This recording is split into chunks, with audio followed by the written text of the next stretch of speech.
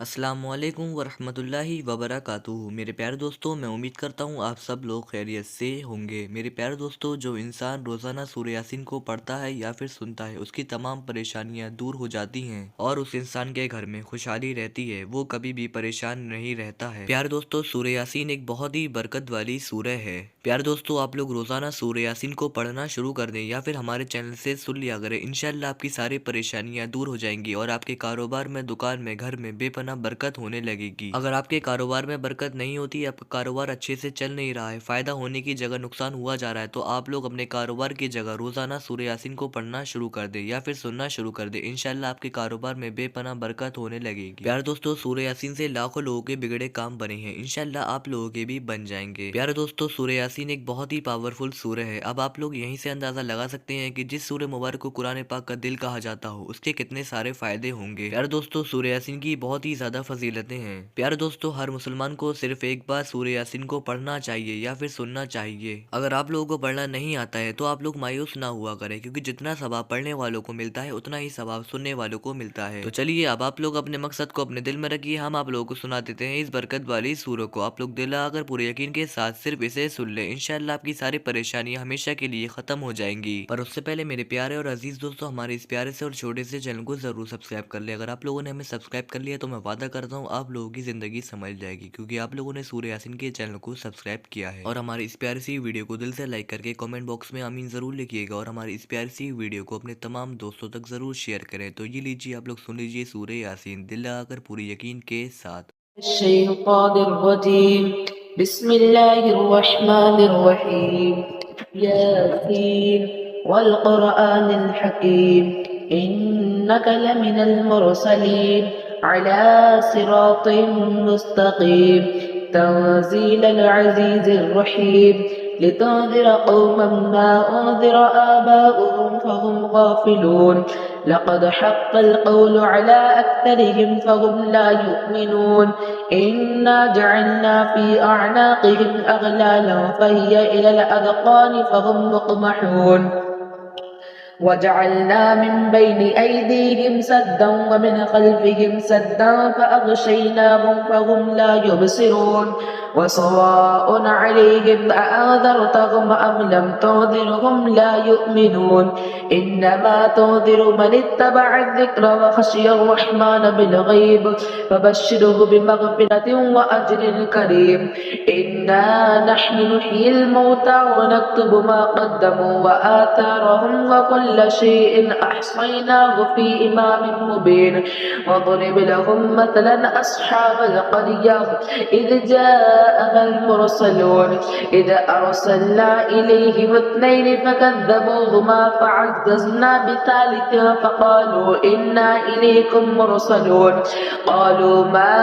أنتم إلا بشر مثلنا وما أنزل الرحمن من شيء إن أنتم إلا تكذبون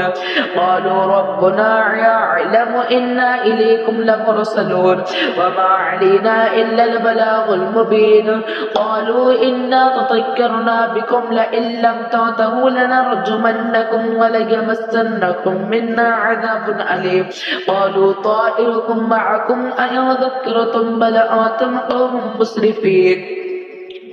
وجاء من أقصى المدينة رجل يسعى قال يا قوم اتبعوا المرسلين اتبعوا من لا يسألكم أجرا وهم مهتدون وما لي لا أعبد الذي فطرني فإنه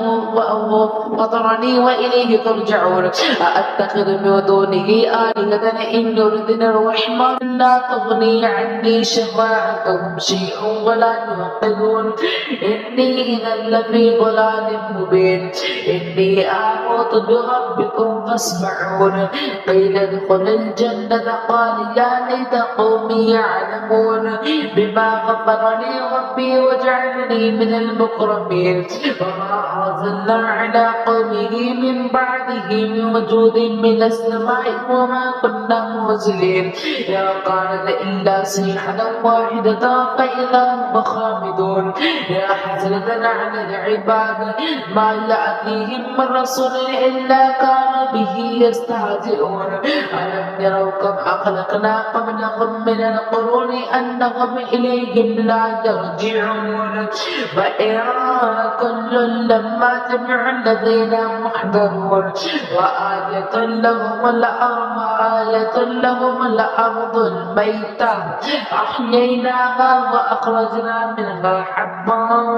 فمنه يأكلون وجعلنا فيها جنات من نخيل وأعناب وفجرنا فيها من العيون ليأكلوا من ثمره وما عملته أيديهم أفلا يشكرون سبحان الذي خلق الأزواج كلها مما تنبت الأرض ومن أنفسهم ومما يعلمون وآية لهم الليل نسلخ منه النهار فإذا هم مظلمون والشمس تجري لمستقر لها ذلك تقدير العزيز العليم والقمر قدرناه منازل حتى عاد كالعرجون القديم لا الشمس ينبغي لها أن تدرك القمر ولا الليل سابق النهار وكل في فلك يسبحون وآية لهم أنا حملنا ذريتهم في الفلك المشحون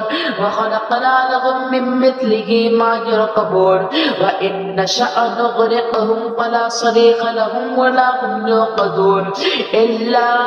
رحمة منا ومتاعا إلى حين وإذا قيل لهم اتقوا ما بين أيديهم وما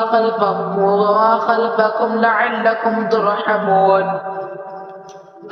وما تأتيهم من آية من آيات ربهم إلا كانوا عنها معرضين وإذا قيل لهم أنفقوا مما رزقكم الله قال الذين كفروا للذين آمنوا أنطعم من لو يشاء الله أطعمه إن أنتم إلا في ضلال مبين ويقولون متى هذا الوعد إن كنتم صادقين ما ينظرون إلا صيحة واحدة تأخذهم وهم يخصمون فلا يستطيعون توصية ولا إلى أهلهم يرجعون ونفخ في الصور فإذا هم من الأجداث إلى ربهم يوصلون قالوا يا ويلنا من بعثنا من مرقدنا هذا ما وعد الرحمن وصدق المرسلون إن كانت إلا صيحة واحدة فإذا هم جميع الذين محضرون فاليوم لا تظلم نفس شيئا ولا تجزون إلا ما كنتم تعملون إن أصحاب الجنة اليوم في شغل فاكهون هم وأزواجهم في ظلال على الأرائك متكئون لهم فيها فاكهة ولهم ما يدعون سلام قولا من رب رحيم وامتاز اليوم أيها المجرمون ألم أعهد إليكم يا بني آدم أن لا تعبدوا الشيطان إنه لكم عدو مبين وأن اعبدوني هذا صراط مستقيم ولقد أضل منكم جبلا كثيرا أفلم تكونوا تعقلون هذه جهنم التي كنتم توعدون اصلوها اليوم بما كنتم تكفرون اليوم نختم على أفواههم وتكلمنا أيديهم وتشهد أرجلهم بما كانوا يكسبون ولو نشاء لطمسنا على أعينهم فاستبقوا الصراط فأنى يبصرون ولو نشاء لمسخناهم على مكانتهم فما استطاعوا مضيا ولا يرجعون ومن نعمره ننكسه في الخلق أفلا يعقلون وما علمناه الشعر وما ينبغي له إن هو إلا ذكر وقرآن مبين لينذر ما كان حجا ويحق القول على الكافرين أولم يروا أنا خلقنا لهم مما عملت أيدينا أنعاما فهم لها مالكون وذللناها لهم فمنها ركوبهم ومنها يأكلون ولهم فيها منافع ومشارب أفلا يشكرون واتخذوا من دون الله آلهة لعلهم ينصرون لا يستطيعون نصرهم وهم لهم جند محضرون فلا يحزنك قولهم إنا نعلم ما يسرون وما يعلنون أولم ير الإنسان أنا خلقناه من نطفة فإذا هو خصيم مبين وضرب لنا مثلا ونسي خلقه قال من يحيي العظام وهي رميم قل يحييها الذي أنشأها أول مرة وهو بكل خلق عليم الذي جعل لكم من الشجر الأخضر نارا فإذا أنتم منه توقدون أوليس الذي خلق السماوات والأرض بقادر على أن يخلق مثلهم بلى وهو الخلاق العليم إنما أمره إذا أراد شيئا أن يقول له كن فيكون فسبحان الذي بيده ملكوت كل شيء وإليه ترجعون